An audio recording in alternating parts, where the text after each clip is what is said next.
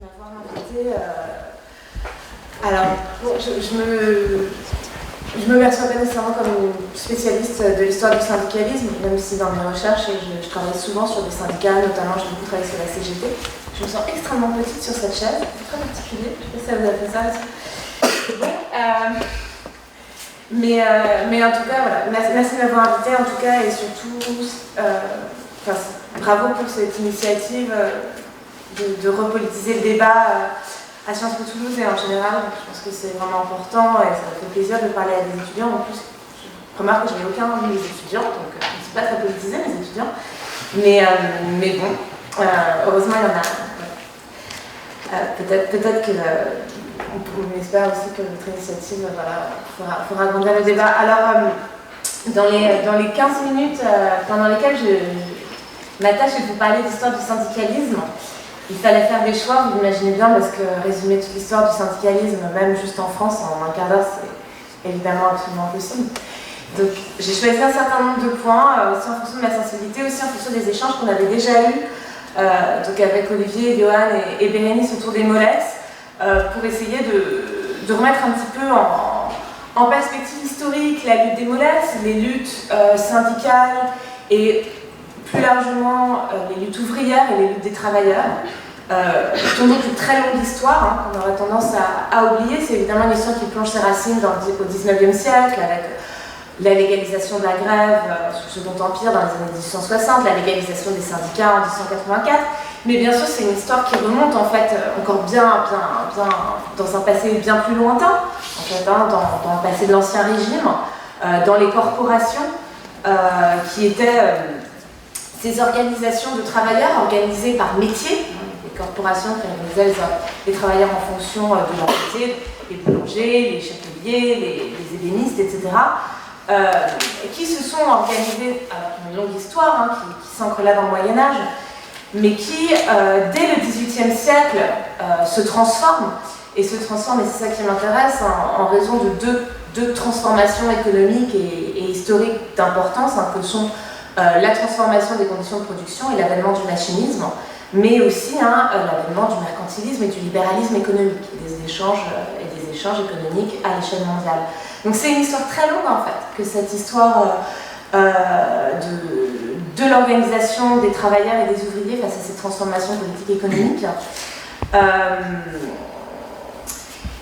que je vais et qui pose à mon sens trois grandes questions. Je vais essayer d'aborder assez rapidement si possible et de façon pas du tout chronologique, mais en puisant un peu dans les éléments que je connais. Ces trois questions qui me semblent importantes, et la première c'est celle sur laquelle je vais parler plus longuement je pense, c'est l'organisation des travailleurs face à la mondialisation, qui est en fait une question très ancienne, et qui est la question que vous posez dans ce livre, et que posent beaucoup des luttes sociales aujourd'hui, qui est, comme vous le dites, résister à une économie globalisée. Ça pose aussi la question plus générale de l'organisation et de la représentation des travailleurs, donc à la fois de leur organisation, de leur structuration, mais aussi de leur représentation, de l'image médiatique qui renvoie, et du travail entre eux. Et enfin, je parlerai un petit peu, parce que c'est quelque chose qui était intéressant dans mon texte aussi, sur le choix des modes d'action, l'alliance avec les médias, et les conditions dans lesquelles les travailleurs en lutte, en fait, ont un rôle dans la construction des récits autour de leur propre lutte. Ça, c'est trois choses qui me semblent intéressantes et qui me semblent intéressantes d'historiciser. Alors, sur la première question, la confrontation des travailleurs en règle générale, et notamment des ouvriers qui en France, vraiment donc les ouvriers du secteur secondaire, qui en fait ont le rôle premier, dans tous les sens du terme, dans les luttes de travailleurs, leur confrontation, leur résistance à la mondialisation n'est pas une chose nouvelle. Et non seulement c'est pas une chose nouvelle, mais c'est une chose qui est, me semble-t-il, intrinsèque à l'histoire du développement de l'organisation ouvrière. C'est-à-dire que c'est résister à la mondialisation, c'est au cœur, c'est l'un des moteurs de l'organisation des ouvriers historiquement. Donc ça, c'est quelque chose qui est assez peu connu, et pour le comprendre, il faut revenir dans le passé. Et il faut revenir à la deuxième moitié du XIXe siècle, et à ce qu'on appelle la première mondialisation. Cette première mondialisation, qui émerge dans les années 1860, 1870, déjà même 1850, 1860, 1870, qui s'arrête très brutalement avec la Première Guerre mondiale.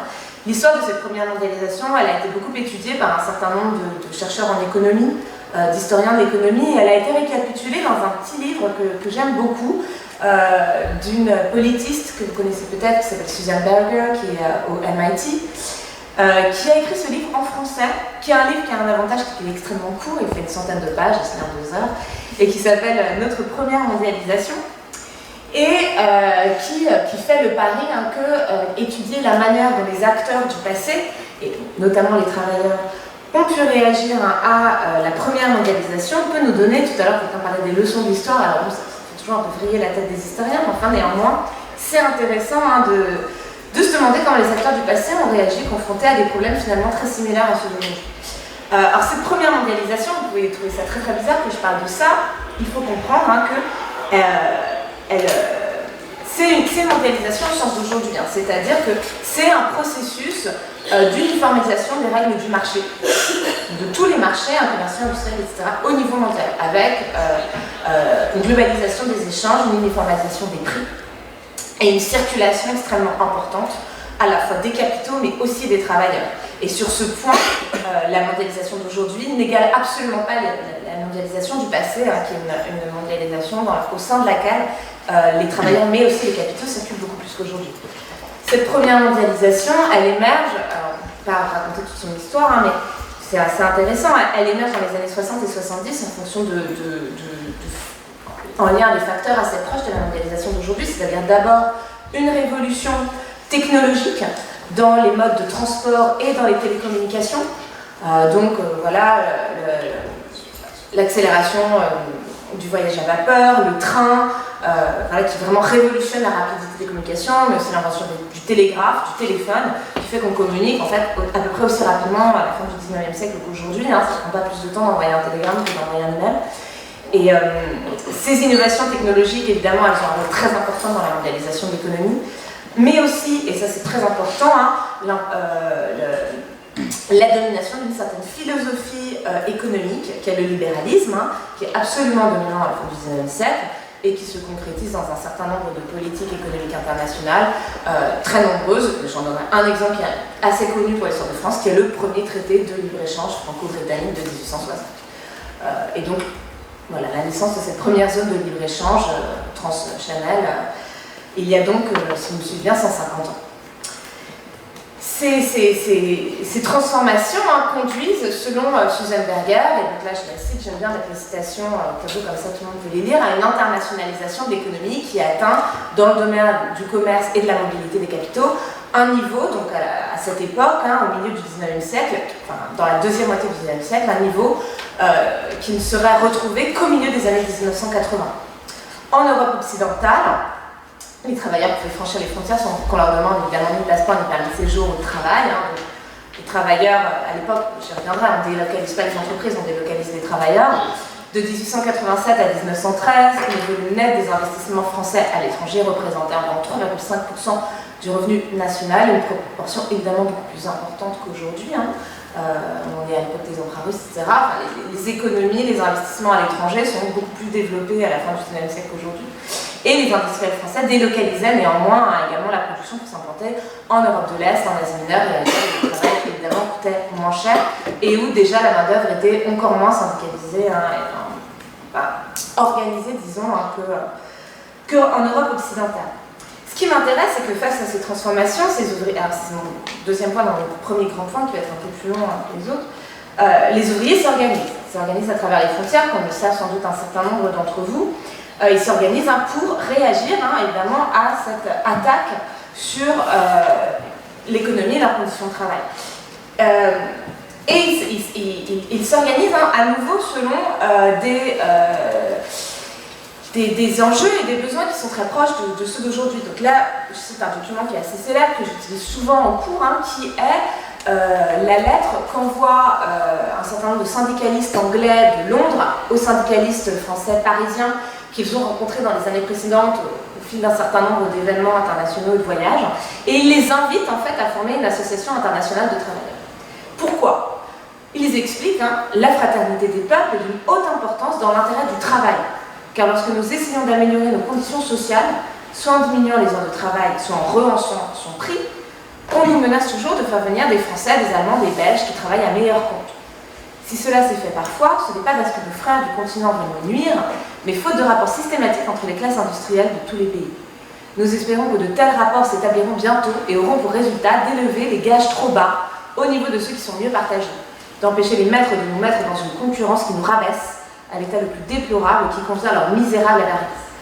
Et à travers une rhétorique extrêmement 19e siècle, avec la fraternité des peuples, etc., ce qu'on lit, en fait, c'est un appel clair à s'organiser contre le dumping social, je pense que vous l'avez compris, ce qu'on appelle aujourd'hui l'harmonisation par le bas des salaires, avec l'idée qu'évidemment, si les ouvriers sont solidaires entre eux, ça va marcher parce que vous pouvez délocaliser, mais finalement, si en France on réclame le même salaire qu'en Angleterre, ou si les Français refusent d'être importés pour venir travailler dans les usines quand les ouvriers anglais se mettent en grève, et voilà, les patrons vont se retrouver coincés. Ce projet advient, c'est la création de la première internationale, l'Association internationale des travailleurs l'année suivante, qui est une organisation internationale de coordination des ouvriers et qui va très rapidement jouer un rôle notamment de financeur international des grèves, par exemple, qui va permettre un certain nombre de victoires ouvrières. Je ne vais pas vous raconter toute l'histoire de l'Association internationale des travailleurs. Ce sur quoi je voulais insister, c'est que je vous disais tout à l'heure que la résistance à la mondialisation, elle est au cœur de l'émergence historique du syndicalisme. Pourquoi? Qu'est-ce qui me permet de dire ça? Que c'est le cœur, en fait, de l'histoire du syndicalisme. À l'époque de l'Association internationale des travailleurs, quand elle est fondée donc en 1864, il n'existe pas de syndicats nationaux. Ça n'existe pas. La CGT a été fondée en 1895. Donc 30 ans après, la première centrale syndicale française a été fondée 30 ans après la fondation de la première Association internationale des travailleurs. Donc il n'existe pas de syndicats nationaux, il existe encore moins de grandes centrales comme la CGT, ce que vous savez peut-être, la CGT n'est pas un syndicat, la CGT est une centrale de syndicats eux-mêmes organisés au niveau national et coordonnés dans des fédérations d'industrie. Tout ça n'existe pas au début de la première mondialisation. L'AIT regroupe une multitude de chambres syndicales, d'associations ouvrières, de coopératives de consommation et de production qui ne comptent jamais plus d'une dizaine d'ouvriers ou d'ouvrières. Mais ce sont les sections locales de l'AIT qui se développent et qui essaiment à travers une bonne partie de l'Europe, mais aussi de l'Amérique, c'est le développement de ce sont ces sections locales de l'Association internationale des travailleurs qui favorisent la structuration du mouvement ouvrier et sa structuration notamment au niveau local et national. Par exemple, ce sont les sections françaises de l'Association internationale des travailleurs qui œuvrent pour la création de la Fédération parisienne des sociétés ouvrières en 1869.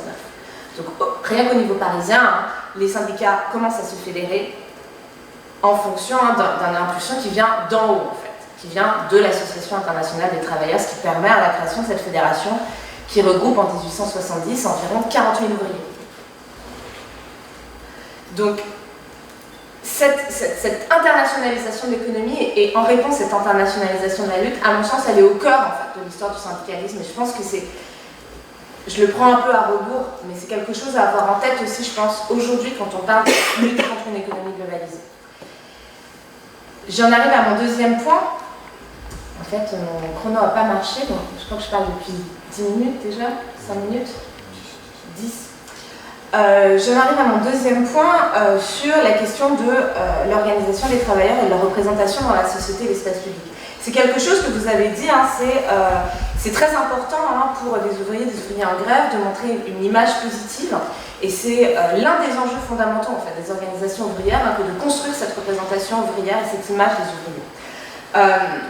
Les organisations syndicales, mais aussi les organisations politiques de la classe ouvrière, puisque pendant toute une partie du XXe siècle, le Parti communiste a été un parti ouvrier et s'est présenté comme étant le parti de la classe ouvrière. Donc aussi bien les partis ouvriers que les organisations ouvrières ont mené un travail discursif et symbolique de dignification de la classe ouvrière qui a été absolument fondamental. Donc de construction d'une image positive de la classe ouvrière qui lutte contre un stigmate qui pesait sur les travailleurs depuis le début du XIXe siècle et qui est encore très fort jusqu'au milieu du XXe siècle et peut-être encore en partie dont on ne s'est pas encore complètement débarrassé. Alors, à nouveau, un texte historique dont on aime bien montrer quand on fait fait des cours du 19e siècle, je ne sais pas si vous l'avez déjà croisé, c'est ce très célèbre texte de Saint-Marc Girardin dans le Journal des débats. Alors le Journal des débats, c'est un peu l'équivalent du Figaro, hein, il y a 200 ans, à l'occasion de la très célèbre révolte des canuts lyonnais, les ouvriers du textile lyonnais, qui explique. Notre société commerciale et industrielle a sa plaie, comme toutes les autres sociétés. Et cette plaie, ce sont les ouvriers. Point de fabrique sans ouvriers. Ah oui, c'est sûr. Et avec une population d'ouvriers toujours croissante et toujours nécessiteuse, point de repos pour la société. Cherchez dans chaque ville manufacturière quel est le nombre relatif de la classe industrielle et marchande et de la classe ouvrière, et vous serez effrayé de la disproportion. Chaque fabricant vit dans sa fabrique comme les planteurs des colonies au milieu de leurs esclaves, 1 contre 100. Et la sédition de l'Union est une espèce d'insurrection de sang de même. Les barbares qui menacent la société ne sont point au Caucase, mais dans les steppes de la Tartarie. Ils sont dans les faubourgs de nos villes manufacturières. Il ne s'agit ici ni de la République, ni de la monarchie. Il s'agit du salut de la société. Texte très célèbre d'un intellectuel non moins célèbre. Et donc là, vous voyez tout de suite l'enjeu qui s'oppose aux organisations syndicales et ouvrières. Il s'agit de redignifier les ouvriers. Ce qui s'est fait notamment en construisant une double image de la classe ouvrière. D'un côté, une image d'une classe ouvrière extrêmement respectable, qui reprend en partie un certain nombre de codes de la société bourgeoise, donc des ouvriers respectables, des bons pères de famille qui rentrent le soir, qui travaillent dur pour subvenir aux besoins de leur famille, contre le stigmate qui pesait sur ces barbares qui étaient par ailleurs évidemment alcooliques, dégénérés et polygames. Et d'un autre côté, une vision aussi des ouvriers comme des hommes forts, virils, courageux, disciplinés. Et cette nouvelle image de la classe ouvrière qui a été construite tout au long du 19e siècle et du 20e siècle a eu un effet qu'on retrouve dans la lutte des molettes. Cet effet, c'est que cette nouvelle image des travailleurs s'est fait en invisibilisant les femmes qui ont toujours travaillé en France. Donc, la majorité des femmes, et surtout les femmes des classes populaires, travaillent. Elles forment au moins un tiers de la classe ouvrière tout au long du 19e siècle, et sans doute beaucoup plus, puisqu'en fait elles sont majoritaires dans le textile. Et ces femmes en fait se retrouvent systématiquement invisibilisées. Alors ça m'a frappé, on en a souvent parlé, mais dans le cahier central, on en a parlé déjà, dans le cahier central des molettes, on a une image, vous le voyez mieux que moi, mais des ouvriers en lutte, des photos qui sont prises, j'imagine, qui sont aussi publiées dans un certain nombre de journaux et qui montrent des hommes forts, des hommes qui tiennent bien sur leurs deux pieds et qui croisent des gros bras bien musclés, plus ou moins, et il n'y a pas une seule femme. Ça m'a frappé parce que on retrouve, là aussi c'est une invisibilisation qui a une longue histoire et qui n'est pas anecdotique et qui n'est pas un hasard, qui renvoie à la manière dont les organisations politiques et syndicales ont construit la classe ouvrière depuis le 19e siècle. On pourrait en dire beaucoup sur ce point, mais je donnerai juste un exemple que je cite parfois en cours, qui est celui des grèves de 1936, sous le Front populaire. Alors, où les femmes ont eu une participation absolument inédite, il y avait déjà des grèves de femmes, mais là vraiment en 1936, elles sont très importantes, et on peut d'autant moins se le cacher que entrent en grève des secteurs majoritairement féminins et très peu syndiqués, notamment les grands magasins. Donc là, on est obligé de reconnaître le fait que les femmes participent, et en plus de ça, en fait, les grands magasins, c'est le secteur où les grèves ont duré le plus longtemps en 1936, parce que le patronat a vraiment tenu bon, c'est-à-dire que vraiment, il voulait vraiment pas accorder les hausses de salaire, surtout pas à des femmes. Ce qui me semble intéressant, c'est que du coup, ça a attiré l'attention, ces grèves avec des femmes. Et donc là, par exemple, vous avez la série du photographe Marcel Serres, qui est communiste, qui est donc un photographe qui travaille pour le journal communiste Regard, et qui prend en photo la grève des Galeries Lafayette. Alors on voit énormément de femmes, certains en premier plan, pendant en fait un concert. Donc on voit déjà des femmes extrêmement calmes qui occupent leur lieu de travail, mais qui sont dans une position très attentiste, qui en fait elles écoutent un concert. Ce qui m'intéresse, c'est que vous avez cette série de 6 photos, 5 où on voit des femmes, y compris en gros plan, et une où en fait on voit la scène, tout en bas à gauche. Et en fait c'est cette photo-là qui a été choisie par le magazine Regard, vous pouvez la voir ici. Aucune des photos où en fait on voit des femmes en grève n'a été choisie. Ici, vous avez la une du Peuple, qui est le journal de la CGT, pareil avec une photo prise pendant la grève des Galeries Lafayette. En fait, c'est pas le même événement, parce que là, c'est Léon Jouot, le secrétaire général de la CGT, qui fait un discours. Mais on ne voit pas les femmes en grève. Et ça, à mon avis, cette invisibilisation des femmes en grève, c'est une faiblesse lancinante du mouvement ouvrier en France, puisqu'il s'est privé de la moitié, en fait, de ses troupes. pendant un certain nombre d'années, pendant 150 ans. Le troisième point sur lequel je voulais revenir, alors très brièvement, c'est sur cette question des dynamiques de médiatisation. C'est une question qui m'intéresse, qui a fait l'objet d'un article en fait, dont je me suis servi pour ma recherche il y a un certain nombre d'années et qui m'a été remémoré, celui de Christophe Granger sur la grève de râteaux, je ne sais pas si vous connaissez. Ce serait intéressant parce que vraiment il travaille exactement dans la même dynamique que vous. C'est un article qui s'appelle Le match et la grève ou les usages militants de l'événement, dans lesquels il date des années 70, l'avènement d'un nouveau type de grève qui ne reprendrait pas le répertoire, qui ne se contenterait pas de reprendre le répertoire ordinaire de la grève, les manifestations, l'occupation d'usines, les tracts, etc. Mais qui se distinguerait par l'invention de nouveaux modes d'action, des expositions, des journées portes ouvertes, des conférences de presse, des concerts de soutien, des manifestations sportives avec un match de football très important avec le Red Star. Et selon Christophe Granger, cette grève inaugure un usage militant de l'événement qui rompt avec les pratiques ordinaires de la grève. C'est intéressant parce que c'est une grève des métallos, c'est aussi la première grève des années 70 contre une délocalisation et pour le maintien de l'emploi. Et c'est une grève qui a réussi. Et la réussite de cette grève est généralement justement interprétée comme étant le fruit de la politique de médiatisation extrêmement volontariste en fait, des grévistes de râteaux, qui ont vraiment fait appel aux journaux, qui ont construit un récit médiatique de la grève. Et donc cet enjeu de le récit de la grève comme étant un des enjeux de la lutte, et avec une maîtrise aussi par les syndicalistes des dynamiques de médiatisation du rapport avec les journalistes, etc., c'est aussi quelque chose qui est fondamental dans un certain nombre de conflits du passé.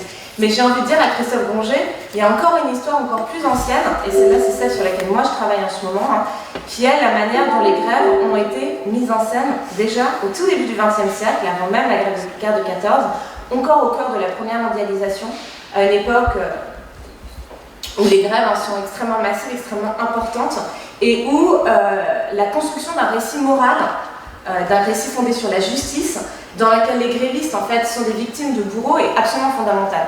Et là en fait ce que vous voyez c'est une caricature qui est parue dans un journal américain pendant la grève de Lawrence de Massachusetts, qui est une grève à nouveau dans la métallurgie, qui est une des grèves emblématiques de l'histoire du mouvement syndical aux États-Unis, pendant laquelle a été expérimentée aux États-Unis une pratique de grève qui se faisait déjà en fait en Europe depuis le début du XXe siècle, qui consistait en fait à envoyer les enfants des grévistes, qui étaient affamés évidemment pendant la grève, d'envoyer ces enfants dans des familles qui allaient les accueillir dans d'autres villes, par exemple les enfants de Lawrence dans le Massachusetts partent à Londres, partent à New York, partent à Boston, etc.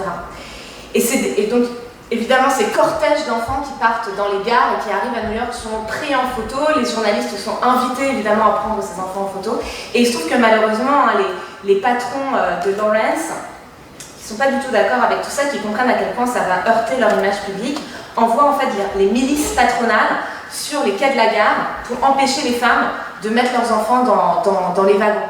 Et donc là, ce qu'on voit, c'est une caricature de ça avec le texte qui dit le 24 et le 25 février, donc on est en 1912, les soldats et les policiers ont empêché par la force les parents d'envoyer leurs enfants, de les faire sortir de Lawrence pour les envoyer dans des villes qui pouvaient leur offrir l'abri et la nourriture. Là, je traduis de l'anglais, et on voit un énorme policier avec écrit The Lawrence Way, qui frappe des femmes et des enfants. En fait, il y a eu un certain nombre de récits de cette scène qui ont circulé dans tous les journaux américains dans les années 1912, et au lendemain de cette médiatisation, les patrons ont cédé. Voilà, donc je n'ai pas eu le temps d'écrire une conclusion, donc je vais m'arrêter là, mais voilà. C'était ma contribution à l'historicisation de la lutte.